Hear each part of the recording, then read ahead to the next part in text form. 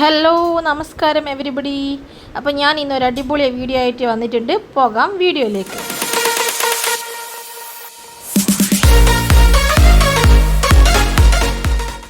അപ്പോൾ നമ്മൾ തമ്പനയിൽ കണ്ടപ്പോൾ തന്നെ മനസ്സിലായിട്ടുണ്ടാവും, ഇന്ന് ഞാൻ വന്നിരിക്കുന്നത് അരിക്കടുക്കേൻ്റെ റെസിപ്പി ആയിട്ടാണ്. അരിക്കടുക്ക നമ്മൾ കല്ലുമ്മക്കായി വെച്ചിട്ടാണല്ലോ ഉണ്ടാക്കുക.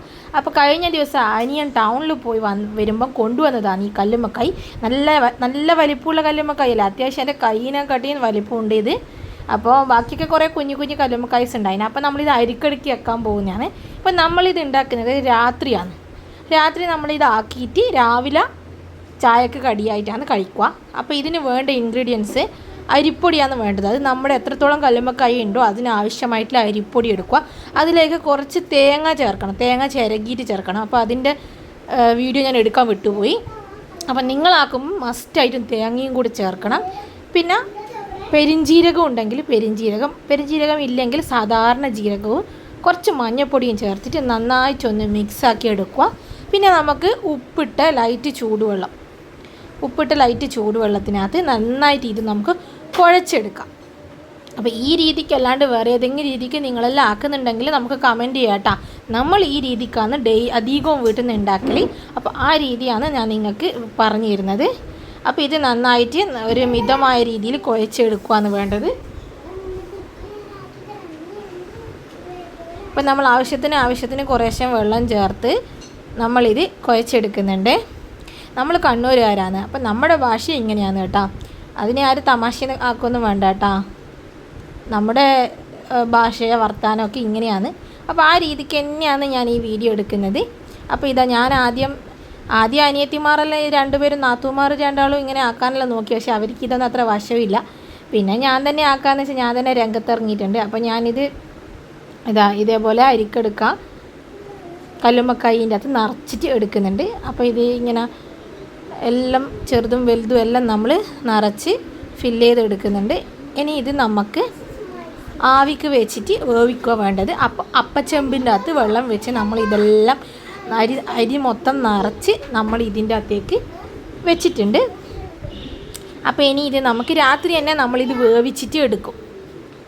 ഗ്യാസ് സ്റ്റൗ ഓണാക്കിയിട്ട് നമ്മൾ അതിൻ്റെ മുകളിൽ വെച്ചിട്ട് ഒരു 15-20 മിനിറ്റ് അത്രയേ വേണ്ടൂ. ആ ഒരു ടൈം കൊണ്ട് ഇത് സെറ്റാവും. അപ്പോൾ ഇത് ഞാൻ വേവിക്കാൻ വേണ്ടി വെക്കുന്നുണ്ട്. അപ്പം നമ്മളെ ചാനലിൽ വീഡിയോ കാണുന്ന എല്ലാ ആൾക്കാരും നമ്മളെ ചാനലൊന്ന് സബ്സ്ക്രൈബ് ചെയ്യാൻ വേണ്ടി ശ്രദ്ധിക്കുക. നമ്മളെല്ലാ ബാക്കിയുള്ള മുഴുവൻ വീഡിയോസൊക്കെ ഒന്ന് കണ്ട് നമ്മളെ സപ്പോർട്ട് ചെയ്യണം. അപ്പോൾ ഞാനിത് നന്നായി വേവിച്ചെടുക്കുന്നുണ്ട്. പിന്നെ നമ്മളിത് വേവിച്ചതിന് ശേഷം പിറ്റേ ദിവസം രാവിലെയാണ് നമ്മൾ ബാക്കി പണിയൊക്കെ ചെയ്യുന്നത്.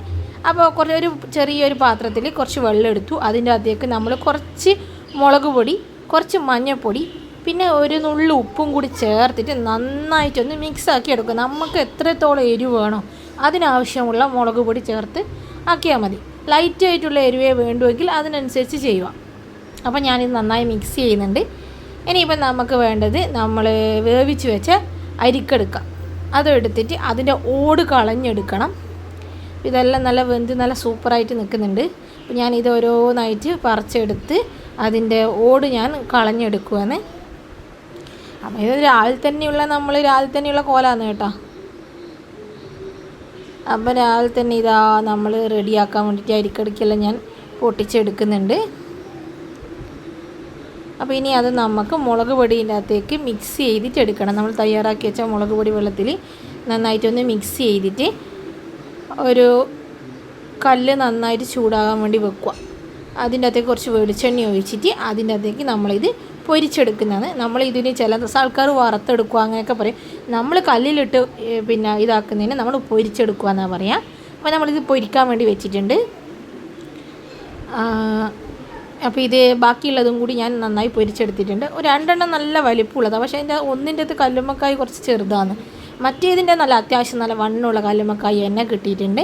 അപ്പോൾ അതെല്ലാം വറുത്ത് വെച്ചു. ബാക്കിയുള്ള കുറേ ചെറിയ കല്ലുമ്മക്കായ്കൾ കുറേ ഉണ്ടായിരുന്നു. അതൊക്കെ ഞാൻ ഇതേപോലെ സെയിം മെത്തേഡിൽ തന്നെ പൊരിച്ചെടുത്തിട്ടുണ്ട്. അപ്പോൾ നമ്മൾ ബാക്കി വരുന്നതും കൂടി പൊരിച്ച് നല്ല സൂപ്പറായിട്ടുള്ള കല്ലുമ്മക്കായുടെ റെഡി ആയിട്ടുണ്ട്. അപ്പം നമ്മുടെ ഈ ചാനൽ എല്ലാവരും ഒന്ന് സബ്സ്ക്രൈബ് ചെയ്യാൻ വേണ്ടിയിട്ട് ശ്രദ്ധിക്കുക. അപ്പോൾ ഇതാണ് നമ്മുടെ ഫൈനൽ ഔട്ട്പുട്ട്. ഇഷ്ടപ്പെടുന്ന എല്ലാവരും ലൈക്ക് ചെയ്യുക. Thank you.